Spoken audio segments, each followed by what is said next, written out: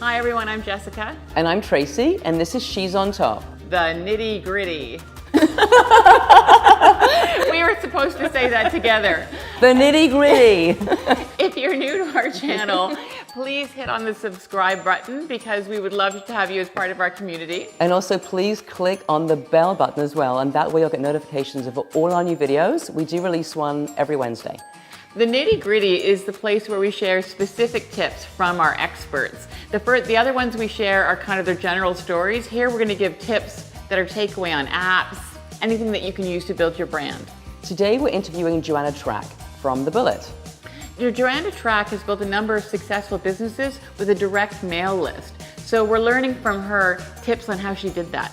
We also have another video that we did with her, which you can watch on our channel, where you really get to know about Joanna and find out the background as to how she's done what she's done.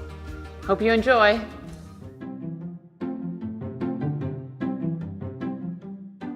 I've always been on the fence as far as the importance of a business plan. I think it's important to document your goals and your objectives, but I would be happy for myself and for others if that was a one-page spreadsheet. To me, it's all about the numbers. If the numbers don't add up, then you don't have a business. And I think a lot of people spend time analyzing who's their target audience and how are they going to market it and what's color their logo is going to be. But it really doesn't matter if you don't have a money-making business.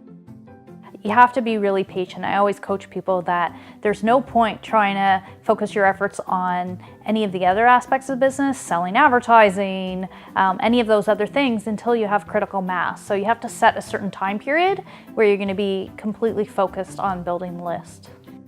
If you're in a really niche audience, then you can have a list of 5,000 subscribers, and that is going to be valuable to somebody who is trying to get to that very niche audience. If you're talking about a more broad subject matter, you're going to need, again, there's no right answer, but I'm going to say, 50, 100,000, and upwards of 100,000 before it starts to become meaningful to advertisers. MailChimp is the source that we use to manage our entire email process. So that's where the daily campaigns come from. It also provides us the analytics and to segment our audience and keep track of everything.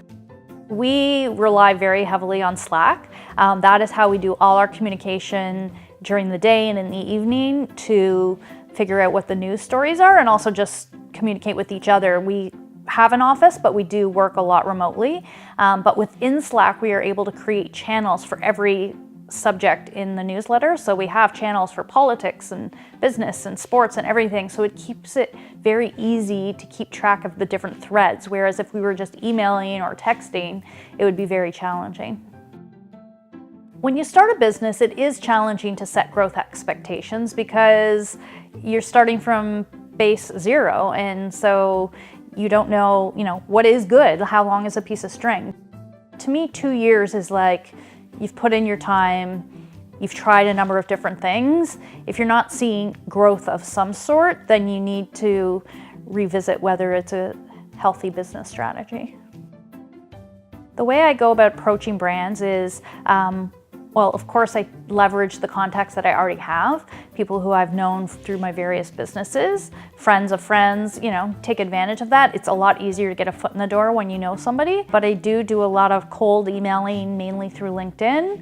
And also for me, because I have the opportunity to speak at many public engagements, I make an effort to really network with the crowd and meet people and form that really personal communication. If you're small and if you're a local business, take advantage of the smaller market where maybe they're not getting their door knocked on every day and not getting their business needs met. And I would say leverage that opportunity before going after the big guys. It's also, you only get one chance to make a first impression. So it's good to practice your pitch in the smaller environment before you go for the big one. I think the key to knowing what to ask for when you're trying to solicit a brand is all about listening.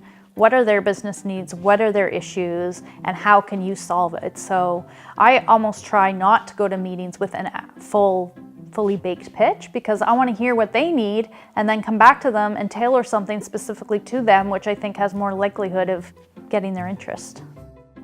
When you're cold calling, I think you have to really respect people's time. I always say less is more. Like, why are you getting in touch? What information can you offer them right then so that you can get their interest? Some people like to tease the information, but that could really backfire because people could say, well, I don't know what this is about. I'm not interested.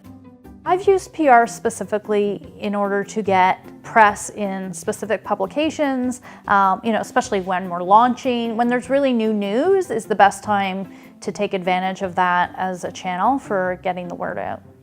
The thing that's always really kept me going through the tough times is the positive feedback from readers, employees, all the people who touch the business. So, sometimes when I'm feeling drained and beaten up or, that I'm not getting anywhere, I get one of these snippets. Someone sends an email or, on social media or something like that. And it just gives that little burst of energy to remind me that it's all worth it. We hope you enjoyed this video, and if you did, please share it with your friends, and as always, please give us your comments, feedback. We really do appreciate it. We have a new video out every Wednesday, so make sure to subscribe and click on the bell icon and you'll get notifications. Thanks for watching.